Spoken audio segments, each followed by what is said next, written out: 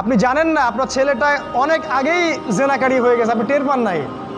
ছেলের হাতে স্মার্টফোন তুলে দিয়েছেন, ছেলে গোপনে গোপনে 10টা প্রেম করে, আপনি জানেন না।